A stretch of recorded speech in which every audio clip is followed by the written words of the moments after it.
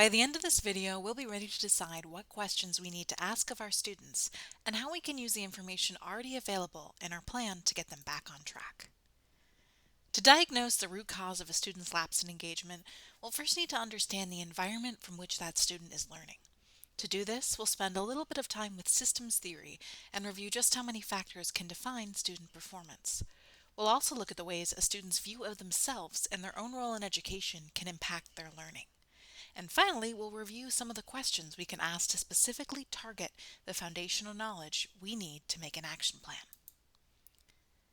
Britannica defines systems theory as the study of a society as a complex arrangement of elements, including individuals and their beliefs, as they relate to a whole. With that broad of a definition, the term system can be applied to many things. For our purposes, we can take a moment to review the examples here. Now, while seemingly random, each descriptor or system here places individuals in a unique point in society. Each system comes with its own set of expectations and challenges. Now, a single person could fit into any number of systems, and that overlap creates the reality of our complex identities. When applied to education, systems thinking can help us understand the impact some of the factors here might have on learning and the given circumstances students may be sitting down with each time they log in. We all know that no student is just one thing or one single characteristics. In the same way that people contain multitudes, so then does the cause of their low engagement. By seeing the whole court a bit manually through systems thinking, we can avoid oversimplifying a student's engagement and increase the likelihood of an inclusive, respectful, and ultimately caring support plan.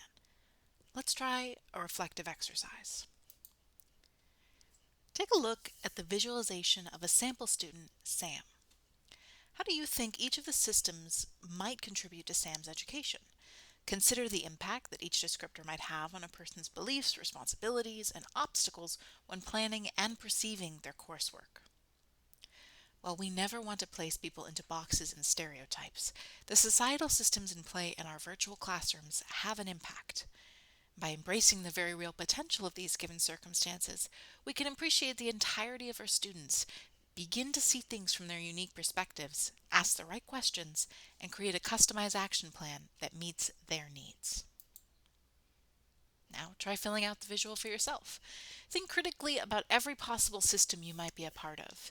How do they consciously or unconsciously affect how you arrive to work, school, and even your relationships? And finally, how might this reflection have helped you understand your own role as a student? Pause the video here and take about a minute to reflect on these questions.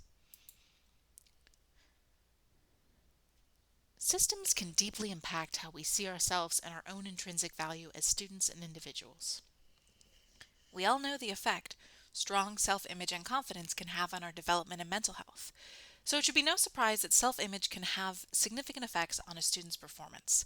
And as the quote reads here, students who see themselves as more capable exhibit a higher metacognitive function and in addition are more persistent in a learning task than students with less confidence in their ability to perform. So if a student perceives themselves as bad at math or even simply does not identify as an official student by way of their part-time studies, they may be suffering from a lack of positive identification around their work. Unfortunately, in this case, we are often what we perceive ourselves to be, even when initially inaccurate. So our job is to ask questions and understand how a student is perceiving themselves in relation to school. By beginning to prompt the reflection and even possibly questioning these perceptions, we can reroute a student's towards more positive outlooks. We'll take a look at some of what those questions might look like in a few minutes.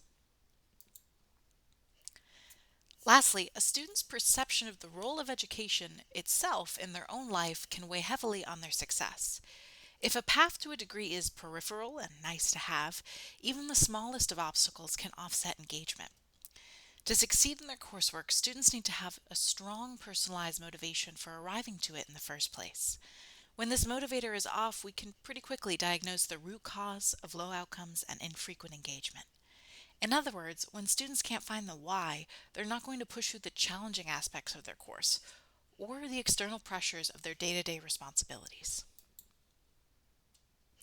So now that we can talk about the factors impacting a student's performance, let's take a look at some of the questions we can ask to better define an individual student's given circumstances, perception of self, and perception of education.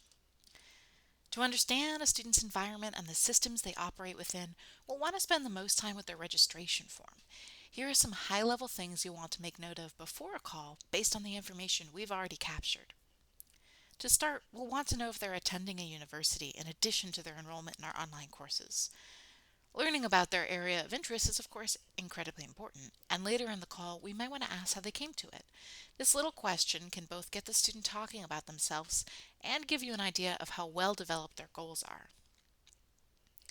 While age is not always a reliable indicator of behavior, when the information is available to you in the registration form, you may want that.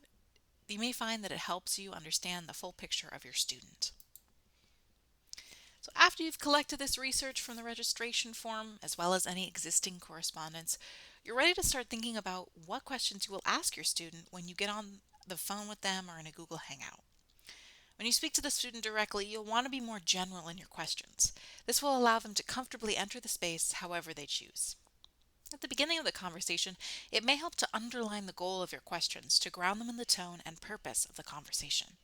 You can say something like, "Before we get started talking about your courses, it can be helpful for me to learn a little bit more about you and your goals. Do you mind if I ask you some quick questions?"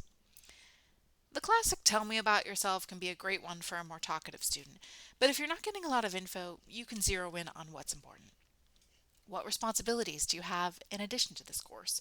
Or even more directly, are you a full-time student? Do you work? However you choose to phrase this sentence, remember to keep this portion of the call conversational and informal. It's easy to accidentally make the student feel interviewed and like they have something to prove. Worse yet, you don't want to make the student feel like they're in trouble for being behind or disengaged.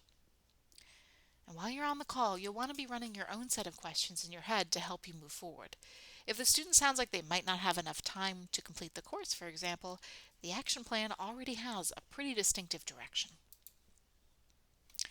Now, at this point in the conversation, you might be getting an idea of these next set of steps already, but to really understand where a student's head is at and the level of confidence they have, you may need, again, to get more specific.